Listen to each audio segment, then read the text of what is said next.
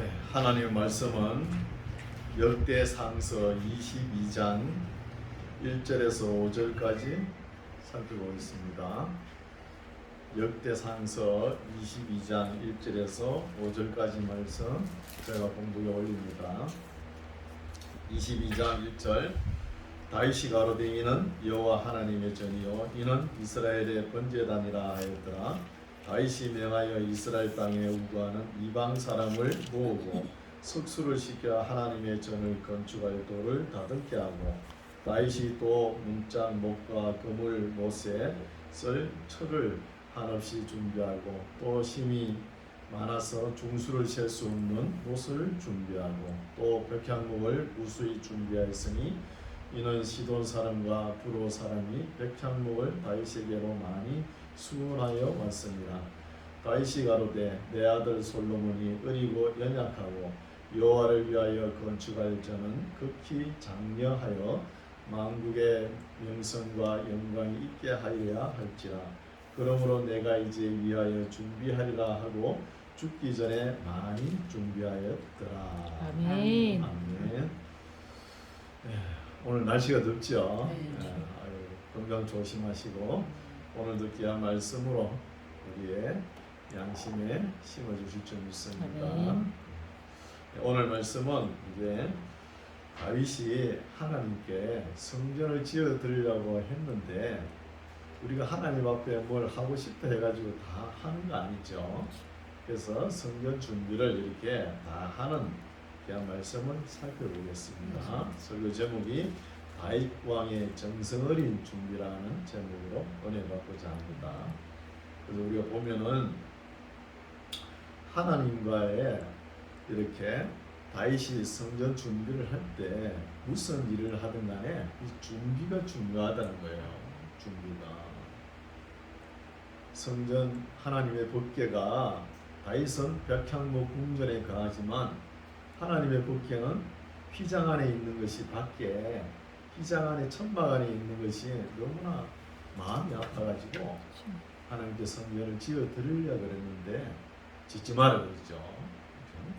그런 것을 봅니다. 그래서 우리가 무슨 일을 할 때 이런 준비를 오랫동안 하는 사람이 있어요. 오랫동안 해가지고 또 일을 할 때 참 위대한 일을 하는 사람이 있어요. 그리고 또 어떤 사람은 준비를 대충 해가지고 오랫동안 일을 하는데 열매가 또 없는 사람이 있는 거예요. 열매가. 그래서 우리 일본 사람들 보면은 되게 보면은 이런 말을 많이 써요. 건축 현장에 보면은 단도리가 시치부다 이런 말이 있어요. 단도리 준비하는 것이 70%라고. 그보다 우리나라는 뭐예요? 시작이 반이다 그랬죠. 이런 것처럼 무슨 일을 할 때 준비가 중요하다는 것이죠. 근데 다윗은 이렇게 하나님 앞에 성전을 지어 드리려고 마음을 먹고 이렇게 하지만 실제적으로 하나님께서 그렇게 성전 하나 지은 거 그 하나님 크게 기뻐하시겠습니까? 전지전능하신 하나님께서. 그러나 이 다윗의 마음이 너무 고맙다는 거예요. 하나님 입장에서. 그래서 여기서 조금 더 깊이 들어가면은 성전을 지어 드리는 것보다도 우리가 하나님과의 관계가 더 우선돼야 된다는 거예요. 아멘. 우리가 하나님과의 점점 멀어지는 게 뭡니까? 관계가 바르게 형성되지 못했다는 것입니다. 그래서 우리가 한때는 목표 지향적인 삶이라 해가지고 목적이 이끄는 삶 해가지고 릭 워렌 목사가 지어가지고 그렇게 책이 불진하게 팔렸잖아요. 그럼 목적이 이루고 나면은 뭘 할 건데요? 하나님께서는 우리가 목적을 이루고 이렇게 신앙생활 하는 걸 좋아하지 않는 거예요. 그보다도 하나님과의 우리의 관계가 바르게 형성되었는가 이걸 성경에는 말씀하고 있습니다. 하나님과의 관계만 바르게 형성되어 보세요. 우리가 뭘 원하는지 다 알고 계시잖아요. 그래서 출애굽기 이후에 지금 400~500년 지난 시기죠. 그러면서 하나님은 어디 계셨습니까? 휘장 안에 밖에 천막 안에 계셨잖아요. 그러면서 하나님께서 나를 위해 성전을 지어 달라 이런 소리 했습니까? 안 했거든요. 그래서 우리 하나님이 너무 신사적이고 인격적이라는 거예요. 이런 마음을 우리가 살펴볼 수 있죠. 다만 성전은 하나님의 이름을 두는 곳입니다. 하나님 맨날 성전 안에만 계신다 이런 생각도 우리가 잘못된 생각이에요. 이름을 두는 곳이에요. 실제 우리 삶 속에서도 하나님께서는 계시고 우리 삶을 인도하신 줄 믿습니다. 22장 1절 다윗이 가로되 이는 여호와 하나님의 전이요 이는 이스라엘의 번제단이라 하였더라. 그래서 2절 다윗이 명하여 이스라엘 땅에 우거하는 이방 사람을 모으고 석수를 시켜 하나님의 전을 건축할 돌을 다듬게 하고 미리 다 준비를 하는 거죠. 실제적으로 솔로몬 시대에 솔로몬의 이름을 빌려가지고 그때 성전을 짓는 것 뿐이에요. 자재 준비 모든 것은 이 다윗이 다 준비하는 거예요. 벌써 일을 하고 있잖아요. 하나님의 전을 건축할 돌을 다듬고 있다는 거예요. 다듬고 3절 다윗이 또 문짝 목과 그물 못에 쓸 철을 한없이 준비하고 또 힘이 많아서 중수를 셀 수 없는 놋을 준비하고 또 백향목을 무수히 준비하였으니 이는 시돈 사람과 두로 사람이 백향목을 다윗에게로 많이 수원하여 왔습니다. 뗏목을 만들어 가지고 바다 해변길을 띄워 가지고 이것을 예루살렘이 800고지죠. 거기 미리 올리는 거예요. 뗏목을 띄워 가지고 5절 다윗이 가로되 내 아들 솔로몬이 어리고 연약하고 참 자식들은 항상 연약하죠. 90대 어르신이 60대 그 아들 보고 길 갈 때 조심해라 야야 이러죠. 그런 마음이에요. 다윗이 보기에는 이 솔로몬 때 성전을 짓는데 얼마나 힘들겠나 하면서 내 아들은 연약하다는 거예요. 연약하고 여호와를 위하여 건축할 전은 극히 장려하다는 거예요. 장려하다는 말은 웅장하고 화려하다는 거예요. 웅장하고 너무 화려하여 만국의 열방 만국의 명성과 영광이 있게 하여야 한다는 것이죠. 할지라 그러므로 내가 이제 위하여 준비하리라 하고 죽기 전에 많이 준비하였다는 거예요. 이 다윗이 얼마나 많이 준비했는가 하면 금 10만 달란트를 준비한 거예요. 1달란트가 32kg 나가잖아요. 오늘날 금 시세로 따지면 2,000조가 넘어요. 2,000조가 시가로 따지면.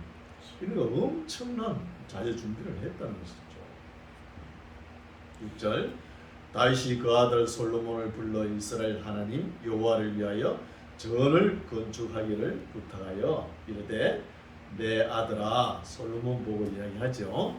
내 아들아 나는 내 하나님 여호와의 이름을 위하여 전을 건축할 마음이 있었으나 여호와의 말씀이 내게 임하여 이르시되 너는 피를 심히 많이 흘렸고 크게 전쟁하였느니라. 너가 내 앞에서 땅에 피를 많이 흘렸은즉 내 이름을 위하여 전을 건축하지 못한다는 것이죠.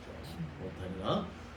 한 아들이 그 이후에 한 아들이 솔로몬 보고 이야기하죠. 한 아들이 너희에서 나리니 저는 평강 솔로몬의 이름입니다. 샬롬. 솔로몬 이름이 샬롬이죠. 평강을 상징하죠. 저는 평강의 사람이라. 내가 저로 사면 모든 대적에 의해서 평강하게 하리라. 그 이름을 솔로몬이라 하리니 이는 내가 저의 생전에 평안과 안정을 이스라엘에게 줄 것입니다. 평안과 이 안정, 이 샬롬이죠. 샬롬을 이루려면 전체 싸움을 안 해야 되는 거예요. 싸움을 하면은 전쟁을 하면은 전쟁에 이기고도 참 평안이 없는 거예요. 지면은 더 평안이 없죠. 그래서 전쟁을 안 하는 게 좋다는 거예요. 그러면은 이 말씀이 신학조에 가면은 이게 토론의 제목이 되죠. 주전론과 비전론이 있어요. 주전론과 주전론을 주장하는 목회자나 신학자들도 있습니다. 전쟁은 할 수 있다, 해야 된다 이렇게 나오는 거예요. 바이처럼 할 수 있다 이렇게 나오지만 그러나 비전론을 또 주장하는 분들도 있어요. 어떠한 일이 있어도 전쟁은 해서는 안 된다. 우리가 아무리 적군이 쳐들어와도 그게 방어한다면서 적군을 죽여서는 안 된다. 그냥 당하고 밀수라는 거예요. 이렇게 당하면서 승리한 사람이 대표적인 인물이 누구예요? 일본, 인도, 그죠? 마하트마 간디라는 거예요. 이 마하트마 간디가 젊었을 때 영국에 유학을 갔어요. 영국에 유학을 가서 뭘 읽었나? 산상보훈의 말씀을 읽은 거예요. 우리 마태복음 5장에서 7장에 나오죠. 이 말씀을 읽고 큰 은혜를 받은 거예요. 그렇다 이분이 힌두교를 믿는 사람인데 기독교를 끝까지 개종은 안 했어요. 힌두교에 있다가 죽음을 맞이했죠. 그러면서 이 산상보훈의 말씀은 참된 진리라 그러면서 이분을 실천한 사람이에요. 그래서 영국군이 그 인도를 점령하기 위해서 오면은 우리는 인도 사람은 전부 다 일렬 종대로 쫙 서라는 거예요. 사람의 심리가 이 총을 대머리판으로 사람을 탁 넘어뜨려가지고 한 8명 정도 죽이고 나면 더 이상 못 죽인답니다. 심리가. 그래서 탁 때려 죽이면은 그 남자가 죽으면은 그 부인이 가서 시체를 꺼내고 또 죽으면 또 꺼내고 이렇게 해가지고 비폭력 무저항주의로 영국에서 해방을 시킨 분이잖아요. 유명하지 않아요, 간디가.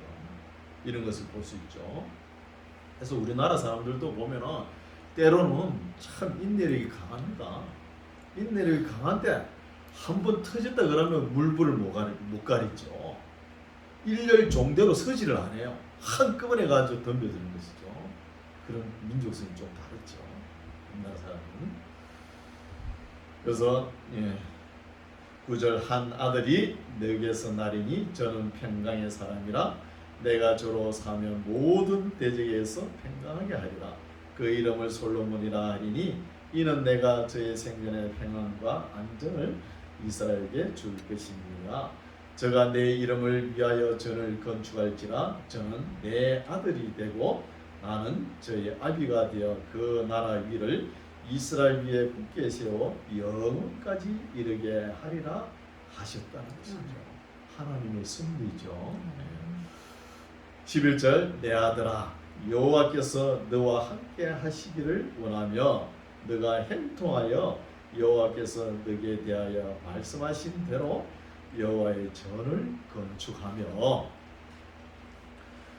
여호와께서 너에게 지혜와 총명을 주사 너로 이스라엘을 다스리게 하시고 너의 하나님 여호와의 율법을 지키게 하시기를 더욱 원하노라. 내가 만일 여호와께서 모세로 이스라엘에게 명하신 모든 율례와 규례를 삼가 행하면 형통하리니 강하고 담대하여 두려워 말고 놀라지 말지어다. 내가 환난 중에 여호와의 전을 위하여 금 10만 달란트와 은 100만 달란트와 녹과 철을 그 중수를 셀 수 없을 만큼 힘이 많이 예비하였고 또 제목과 돌을 예비하였으나 너는 더 예비할 것이라. 진짜 엄청나죠. 그리고 15절 또 공장이 우리가 말하는 공장이 아닙니다. 기술자를 이야기하는 거예요. 공장이 기술자가 너에게 많이 있나니 곧 석수와 목수와 온갖 일에 익숙한 모든 기술자 사람이 있다는 것이죠. 금과 은과 녹과 철이 무수하니 너는 일어나 일을 하라. 여호와께서 너와 함께 계실지로다. 다윗이 또 이스라엘 모든 방백에게 명하여 그 아들 솔로몬을 도우라 하여 가로되 너희 하나님 여호와께서 너희와 함께하지 아니하시느냐? 사면으로 너희에게 평강을 주지 아니하셨느냐?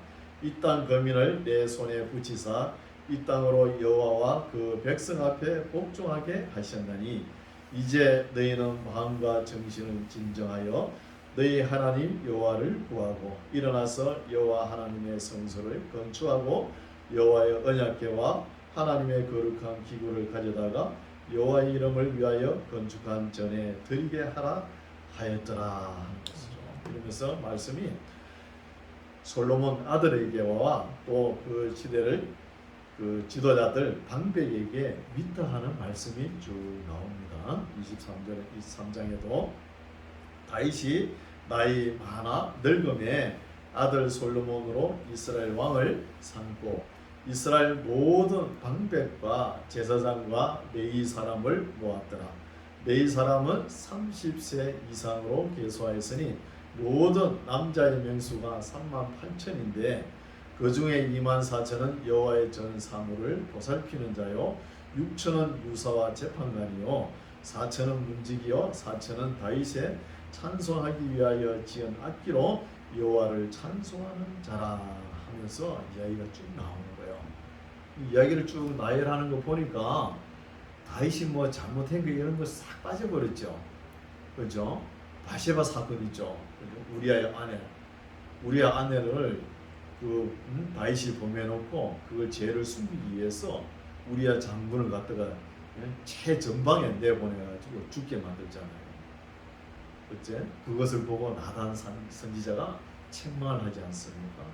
그리고 아들 아도니아 사건, 또 압살롬의 사건 이런 이야기는 싹 빼버립니다. 왜 뺍니까? 지금 잘해보자는 마당이잖아요. 순수 역사서 같은 그거 빼면 안 되죠. 이런 것을 우리가 알 수 있죠. 6절 다윗이 레이 아들 게르손과 그핫과 머라리의 각 족속을 따라 그 반열을 나누었더라. 게르손 자손은 이제 레이의 아들 제사장 있죠. 레이의 아들이 세 사람이죠. 게르손과 그핫과 머라리 역할 분담을 시켜주는 거예요. 아들들에게. 그런 이야기가 나옵니다. 7절에는 게르손 자손이 어떤 일을 할 것인가. 또 12절 보십시오. 12절은 그핫의 아들들이 무슨 일을 하고 또 21절에는 머라리의 아들들 이런 이야기가 나옵니다. 역할 분담을 또 하죠. 24장 보겠습니다. 24장은 제사장 있죠. 제사장이 24반열을 만드는 거예요. 한 반열이 15일 동안 봉사를 하는 거예요. 성전의 청소나 모든 일, 식사 당번이나 이런 거 다 감당합니다. 그래서 최소한 교인이 한 240명은 돼야 24반열을 시행할 수 있는 거예요. 최소한 10명 정도 돼야 되잖아요. 10명씩 해가지고 10명씩 해가지고죠. 이렇게 15일 동안 봉사할 수 있도록. 그러면 15일 봉사하면 한 240명이 되면 그죠? 1년이 가지 않습니까? 15일씩 봉사하죠. 24반열에 대해서는 우리가 외우기 쉽죠. 역대상서 24장에는 24반열이 나온다 이렇게 기억하시는 거죠. 그래서 우리 반열을 24반열에 대해서 24장에 쭉 나옵니다. 그래서 7절 보십시오. 그럼 첫째로 제비 뽑은 자는 여호야립이죠. 24반열을 이야기하는 거예요. 여호야립이다. 둘째는 아디야요, 셋째는 하림이요, 넷째는 소림이요. 9절 다섯째는 말기야요, 여섯째는 미야민이요, 일곱째는 학보스요, 여덟째는 아비야라는 거예요. 요거 이야기하려는 거예요. 우리가 이 24반열을 다 읽어봐도 몰라요. 그러나 우리가 아는 것은 아비야 반열을 우리가 알고 있어야 되죠. 아비야 반열에서 누가 있죠? 사가랴가 있는 거예요. 사가랴는 세례 요한의 아버지란 거예요. 세례 요한의. 이 아비야 반열 여덟 번째 반열이니까 4월 달수로 보면 4월 하번이 되죠. 4월 하번 여덟 번째입니다. 이때 세례 요한이 탄생했다 그러면은 우리 예수님은 한 6개월 후에 탄생하죠. 그럼 유대 달력으로 보면은 예수님의 탄생은 9월달이나 10월달 정도 된다는 것이죠. 9월달, 10월달 우리가 알 수 있습니다. 그리고 그 밑에 24반열에 더 나오는데 우리가 읽어봐도 뭐 기억엔 별로 안 남습니다. 넘어갑시다. 20절 보십시오. 20절 20절에는 레위 자손들의 임무에 대해서 나옵니다. 어떤 일을 하는가 임무에 대해서 쭉 나옵니다. 그리고 25장을 보면은 이제 찬양대, 하나님께 예배드릴 때 찬송을 올려드리지 않습니까? 이 찬양대도 24반열로 나온다는 거예요. 24반열로 그런 이야기가 쭉 나옵니다. 그리고 26장에 보십시다. 26장에는 성전 문지기, 오늘날 같으면은 교회 관리, 그죠? 주보도 나눠주고 이런 분들 있죠. 차량 안내 이런 문지기들도 24반열로 나눈다는 거예요. 그런 이야기가 나오고요. 24반열 반열로 나오는 이야기가 쭉 나옵니다. 그리고 27장 보십시오. 27장에는 다윗의 군대 조직이 나옵니다. 군대 조직. 27장 1절 이스라엘 자손의 모든 족장과 천부장과 백부장과 왕을 섬기는 유사들이 그 인수대로 반차가 나누니 각 반열이 24,000명씩이라 1년 동안 달마다 채번 돌아가면서 봉사한다. 돌아가면서 하여 들어가며 나왔다는 거예요. 돌아가면서 봉사하는 거예요. 몇 명이요? 24,000명씩 한 반열이 돼가지고 24반열로 돌아가면서 봉사하는 것이죠. 그러면은 하나님의 예루살렘 성전을 많은 사람이 섬겼다는 것이죠. 그것을 알 수 있죠.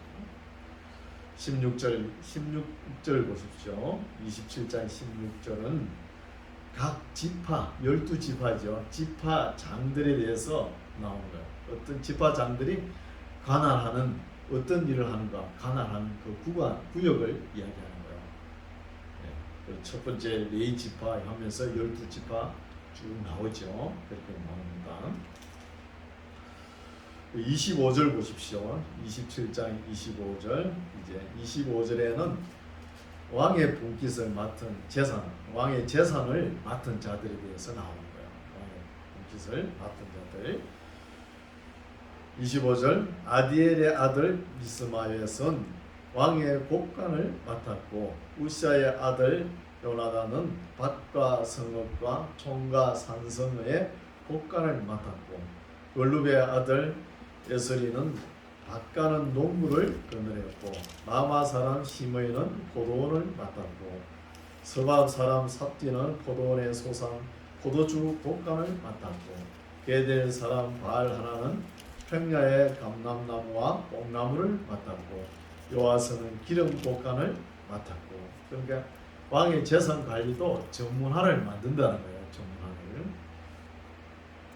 29절 사론 사람 시드레는 사론에서 먹이는 소떼를 맡았고 아들네의 아들 사밧은 골짜기에 있는 소떼를 맡았고 이스마엘 사람 오빌은 약대를 맡았고 메로노 사람 예드야는 나귀를 맡았고 하갈 사람 야시스는 양떼를 맡았으니 다윗 왕의 재산을 맡은 자들이 이러하였더라 하면서 세밀하게 나와 있죠. 또 정문화로 이렇게 세밀하게 어떤 사람은 이렇게 세밀하게 썼다는 것이죠. 그래서 다윗의 인사 행정을 살펴보면 적재적임자를 적재적소에 바르게 배치했다는 것이죠. 책임을 통감하고 맡기고 일을 할 수 있도록 이렇게 체계적으로 일을 맡겼다는 것이죠. 이런 것도 필요하죠. 하나님을 섬기는 일에 또 왕을 이래 보호하는 일에 질서가 있어야 되는 거예요. 너무 무질서하는 거 하나님께서 기뻐하지 않고요. 무질서. 그래서 반듯한 나라를 지금 세우려고 하죠. 에스라가 했든지 어떤 대학자가 이 말씀을 기록했는지 모르지만 나라를 단단하게 세워가려면 조직화를 해야 되는 거예요.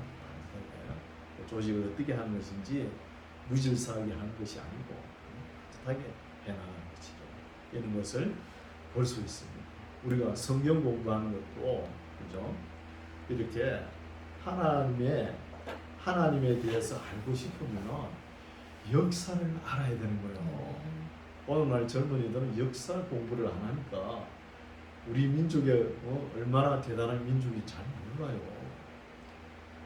그러니까 우리가 하나님을 알라 그러면 하나님께서 이 땅 세상 역사를 통해서 어떻게 섭리하셨는지 뭘로 보고 압니까? 역사서를 보고 아는 거예요. 그래서 역사서가 중요하다는 거예요. 역사를 모르고 어떻게 하나님을 안다고 외칩니까? 이해가 안 가는 거예요. 그래서 역사서의 기초 아래 율법서가 쓰죠. 모세오경 율법서가 쓰고 율법서를 통하여 또 예언서가 나오는 거예요. 예언서가 나오고 또 시가서가 나오지 않습니까? 시가서 안에는 또 아름다운 하나님께 찬송을 올리는 찬송가도 있지만 또 잠언서, 지혜 문수도 있지 않습니까? 지혜 문수. 솔로몬이 일천 여인에게서 낳은 아들들을 가르쳐야 되는데 어떻게 가르칠까? 이런 지혜의 말씀이 있다는 것입니다. 이렇게 해야 구약을 통해서 하나님을 알아야 신약에 예수님이 보이는 거예요. 그럼 하나님도 모르면서 예수님을 안다는 것은 그건 말이 안 맞는 겁니다. 구약을 모르면서 신약 시대를 그러면서 구약을 집어 던지고 이러면 안 돼요. 그 예수님도 모르는 거예요. 반드시 예수님을 알려고 그러면 구약을 알아야 돼요. 그리고 신약을 알고 나서 또 맨 뒤에 계시록도 우리가 알아야 되죠. 어떤 목사님은 계시록은 너무 어려워가지고 설교를 안 한다고 해요. 그러면 성경의 제일 뒷부분을 모르는 거예요. 뒷부분을 제일 중요하잖아요. 그래서 우리 교회는 제가 설교를 창세기부터 계시록까지 다 하죠. 왜 이렇게 하냐 하면 목사님들 설교도 다들 잘합니다. 잘해요. 잘 하는데 머리에 남는 게 없다는 거예요. 남는 게. 아니 중요한 요절 뭐 복준다 이런 요절 찾을 수 있죠. 찾아가지고 설교는 유창하게 잘해요. 어찌 그리 말을 잘합니까? 그죠? 잘하는데 예배당 밖에 나가면 또 몰라. 우리 교회는 어때요? 제가 설교한 거 다 나와 있죠. 어디에 있습니까? 성경책에 있는 거 그대로 하는 거예요. 제가 집에 가서 다시 찾아볼 수 있잖아요. 그것도 다음 주일날 예습도 할 수 있죠. 본문이 나와 있잖아요. 그렇죠? 고단, 먼저 주행 고단이니까. 그래서 중요하다는 거예요. 그래서 왜 이렇게 하냐면 우리가 인생길 살아가면서 여러 가지 문제를 만납니다. 우리 그리스도인은 이런 문제를 어디서 해결해야 돼요? 성경에서 찾아보면서 해결해야 돼요. 뭐 세상적으로 물어보고 그거는 미신입니다. 미신이에요. 세상에 나가가지고 해결하겠다? 그게 아니에요. 몸이 아프거나 이러면 세상 의사의 도움을 받을 수 있지만 영적으로 해결할 문제는 반드시 성경을 통해서 해결해야 됩니다. 어려운 점을. 그렇게 해결하려면 이 성경 66권을 알아야 되는 거예요. 어디에 어디 말씀이 있다 알고 찾아보면 되는 거예요. 내 마음이 너무 어렵고 내 가정이 어렵고 도저히 문제가 해결이 안 되는데 어디서 찾아야 되냐? 66권에 다 나와 있습니다. 우리 인생사 문제가 안 나와 있을까요? 다 나와 있어요. 그 성경을 찾아가지고 해결해야 돼요. 이런 실력을 키워야 되는 거예요. 그렇죠? 그래서 이런 실력으로 키워가지고 우리 주님 언제 오실지 모르죠. 올 때 성경 말씀으로 반듯하게 무장되어 있으면은 하나님 앞에 우리 가서도 뜨뜻하다는 거예요. 그때 가가지고 뭘 모르고 뭐 그러면은 너무 창피하다는 거예요. 천국 가긴 가죠. 그거는 뭘로 받아요? 믿음으로 갑니다. 가는데 상급은 다르다는 거예요. 상급. 어차피 천국 가는데 상급이 좀 우리는 하나님의 상급을 좀 받아야 되잖아요. 이런 심정으로 하나님 말씀을 집에 가셔서 한번 읽어보시오. 그것도 큰 도움이 됩니다. 우리 목사 설교 잘했나 안 했나 한번 읽어보시오. 그래야 저도 배우고 뭐 할 거 아닙니까? 그래서 말씀으로 차곡차곡 읽어가면서 우리의 선한 양심에 쌓아가는 저와 여러분 되시기 바랍니다. 기도하겠습니다. 하나님 아버지 감사합니다. 오늘은 하나님의 사람 다윗이 자기가 직접 짓지는 못했지만 아들이 지을 성전을 위해서 죽기 전에 많이 준비하는 것과 또 하나님의 나라를 다스려 갈 때 탁월한 정치적 능력을 가지고 질서 있게 조직된 그런 모습을 우리에게 보여주셨습니다. 귀한 공동체가 아름다운 모습을 회복하는 그런 심정으로 기록을 남겨서 우리에게 익혀 주셨사오니 잘 배워서 성실히 준행하는 일꾼들이 되게 하옵소서. 예수님 이름으로 기도드립니다.